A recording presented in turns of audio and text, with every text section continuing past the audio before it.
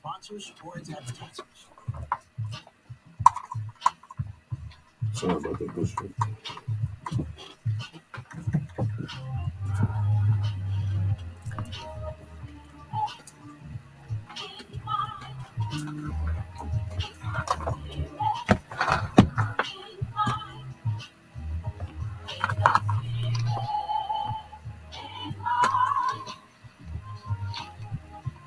Y'all want me to play this whole intro? Mm-hmm. Okay.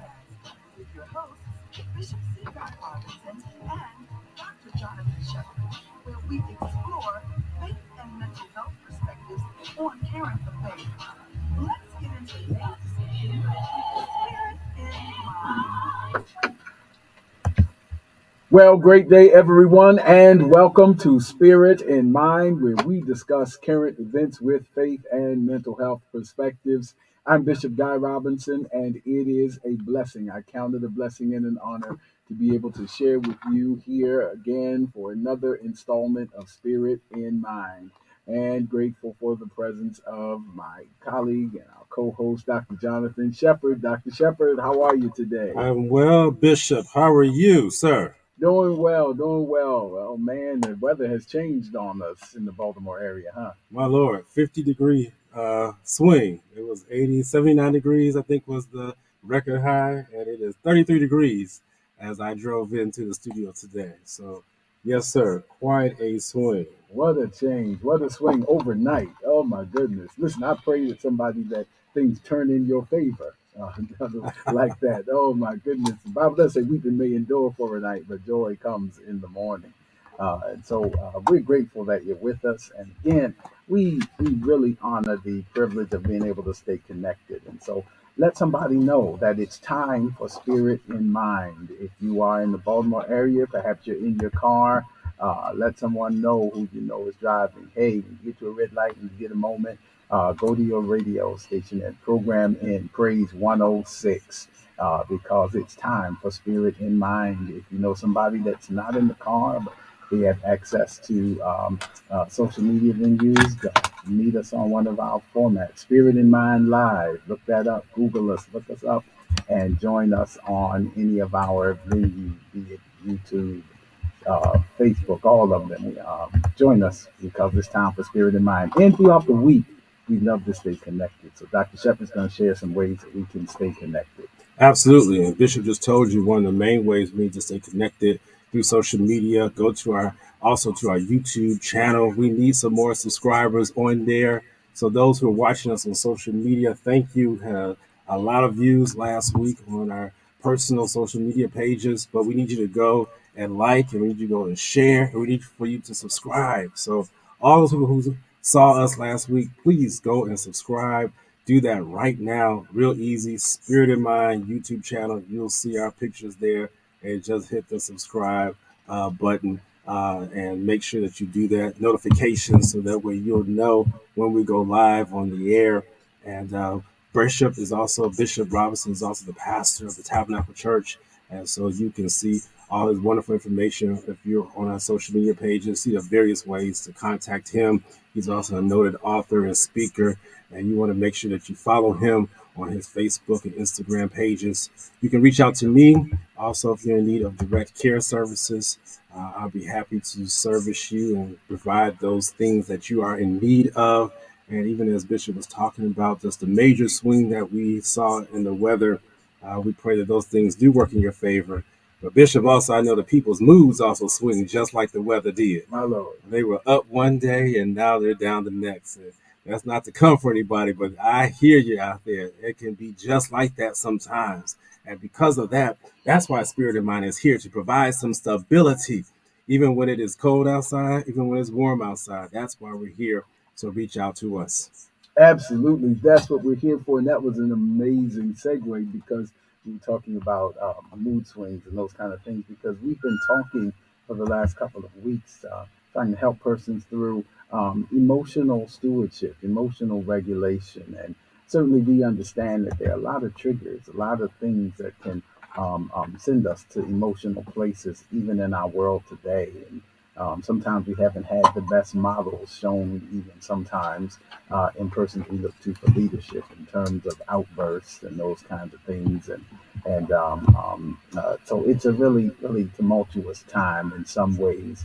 And yet there is, what we believe, a way to kind of navigate through these storms. And emotions are real, and we certainly want to acknowledge them, but we also want to be able to have some awareness in terms of emotional regulation and that we can make healthier choices. And so, one of the things we talked about and have been talking about is something that Dr. Shepard so poignantly said. It's oftentimes a word that makes us uncomfortable or an unpopular word, and that word is discipline.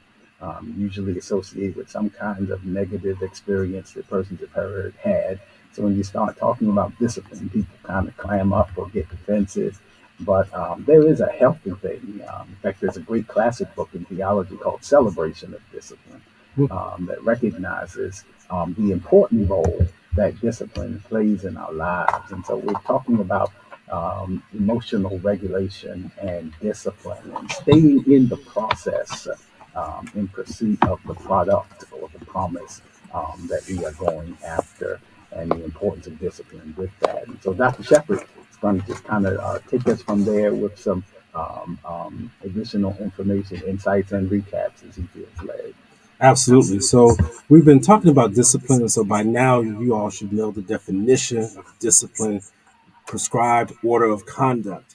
And what we've been seeing is in relation to emotional regulation, how those who are experiencing emotional dysregulation, which means that emotions are kind of out of order or not allowing you to function to be in order, that discipline is necessary there. And one of the major ones that we talked about, Bishop, last time was anger, anger, anger. And we talked about the emotion of anger. And as I was just doing my, again, research for this week's show and just looking at anger, we know that anger is natural. Anger is okay. It is something that is not necessarily a problem by itself. It actually could be even a valuable source of information to understand who we are, what we care about, and what's not working in our lives. If you never get angry, I'm worried about you. All right. You do need to come see me because anger is normal, but it also can be a default emotion. Say with me, default emotion when it's covering up something else. Many people might feel easier to use angry, or they might feel angry as opposed to being vulnerable in other situations.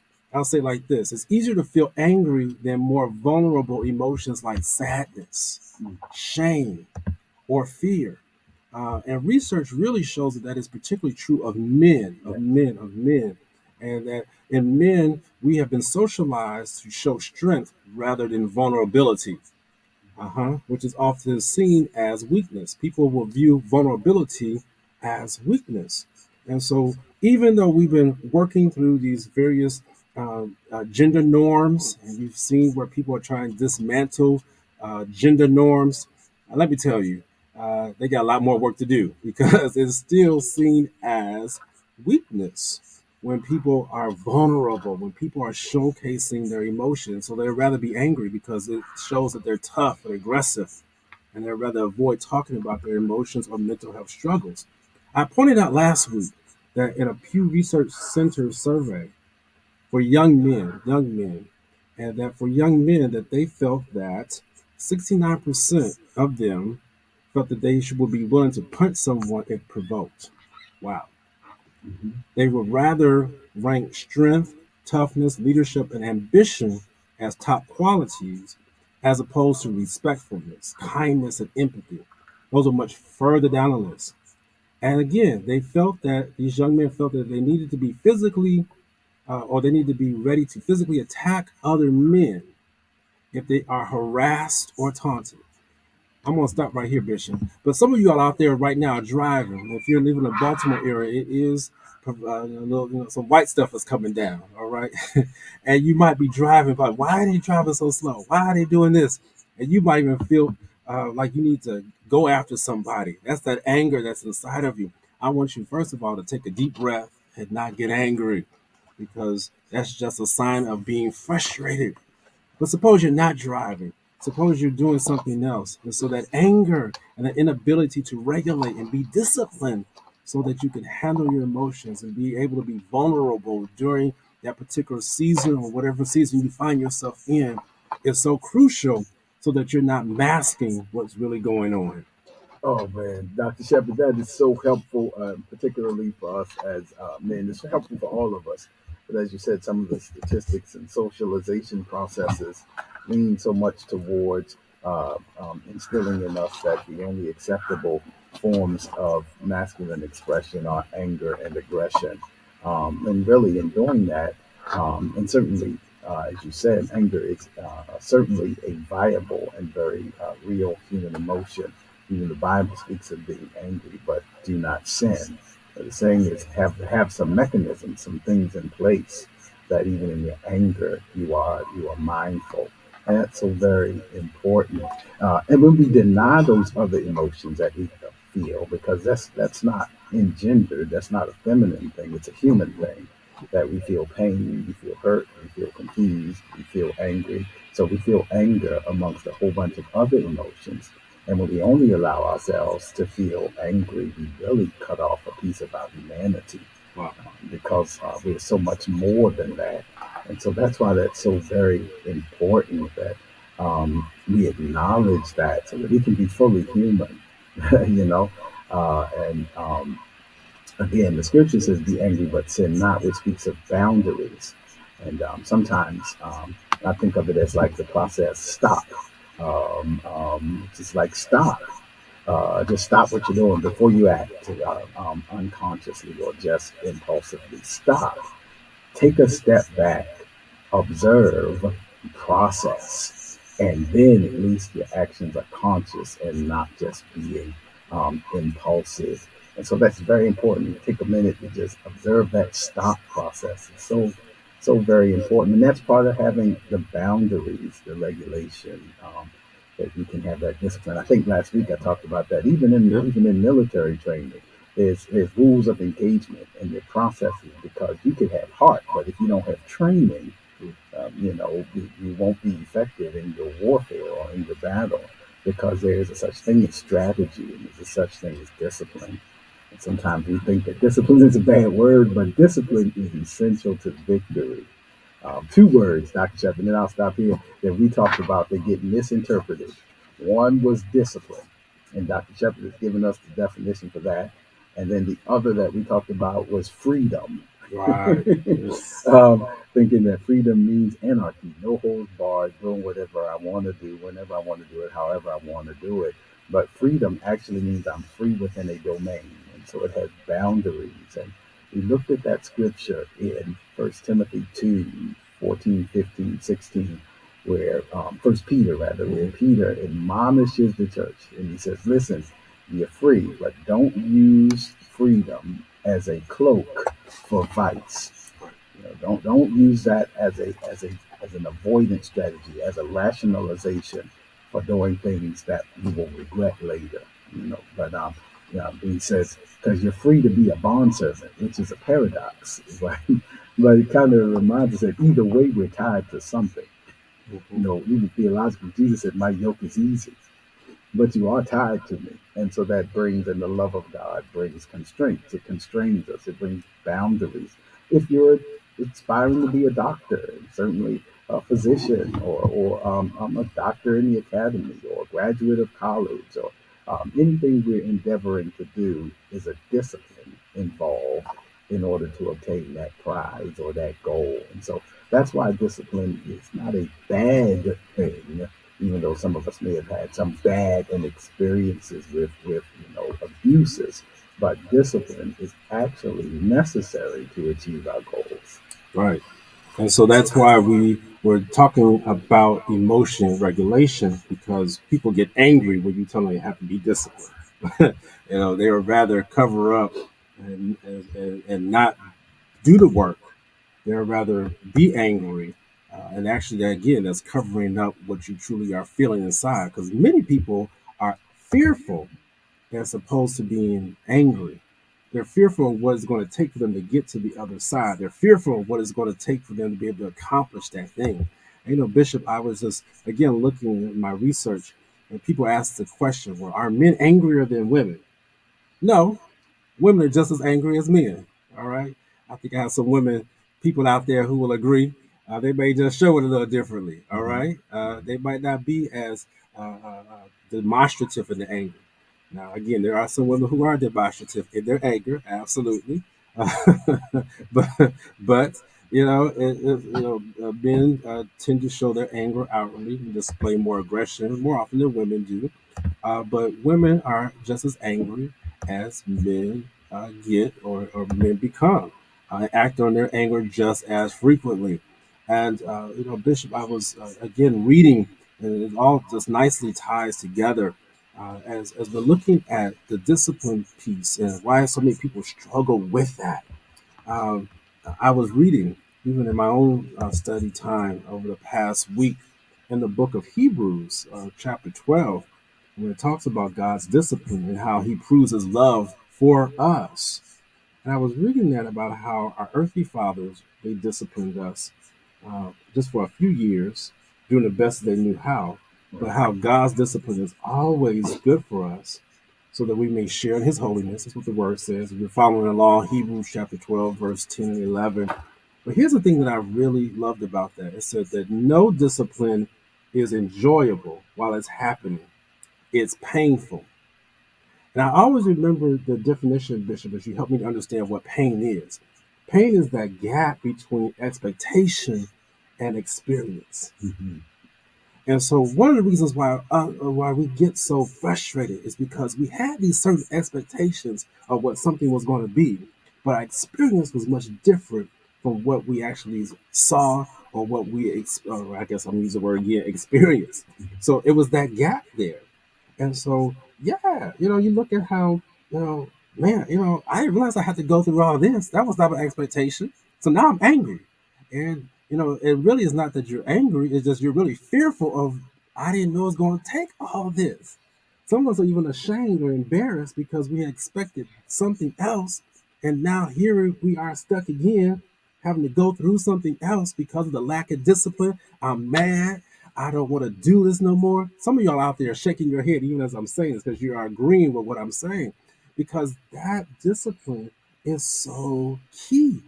And so I'm letting you know, discipline is not enjoyable, as the word says. But here's the last thing, and Bishop, I'm sure you'll take it from here.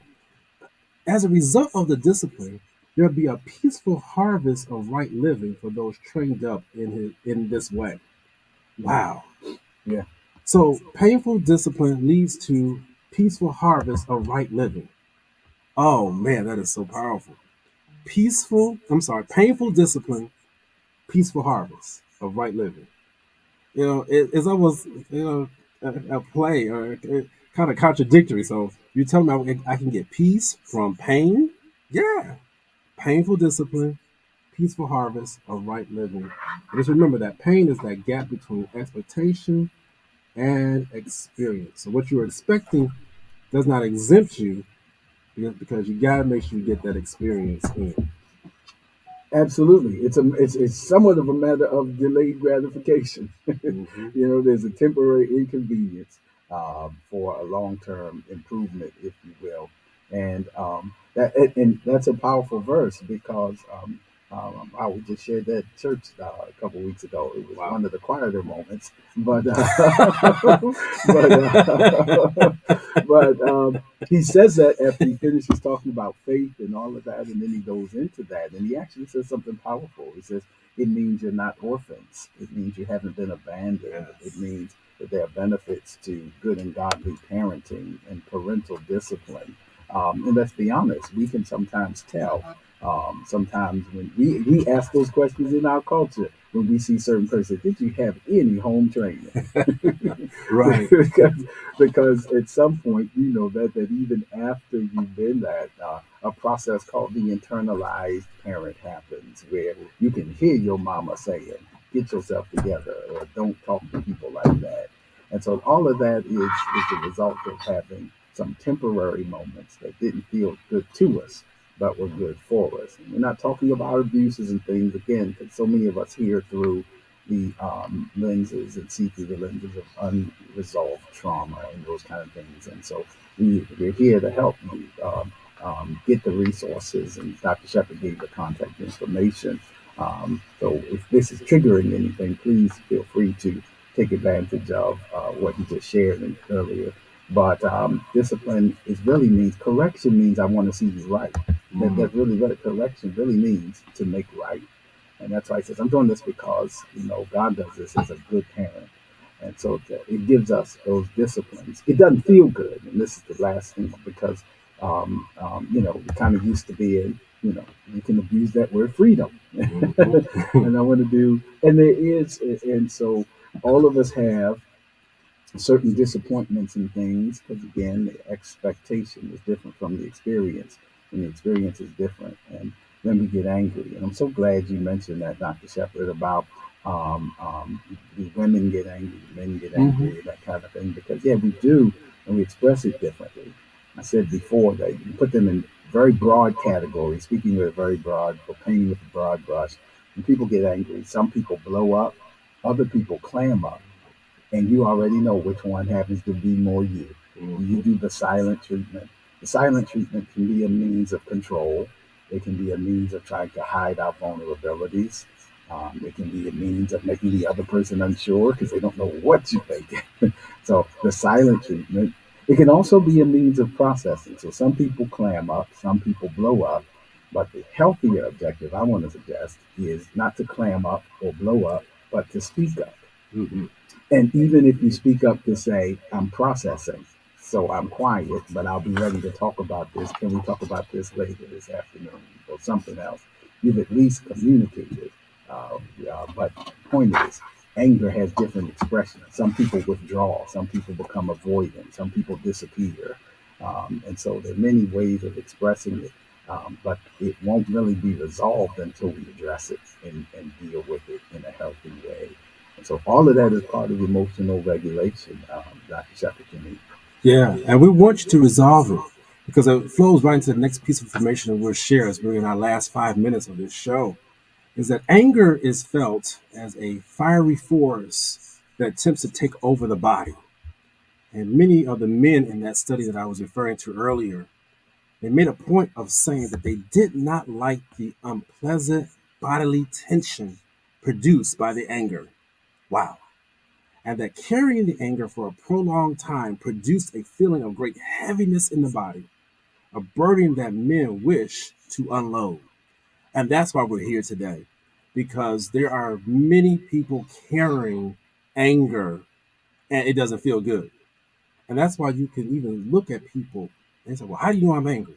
Well, you don't even have to answer. We can see your body language. You can tell when people are weighted down. You can tell when their body is full of tension. I mean, you tap them on the shoulder and they jump and it's almost like they freak out.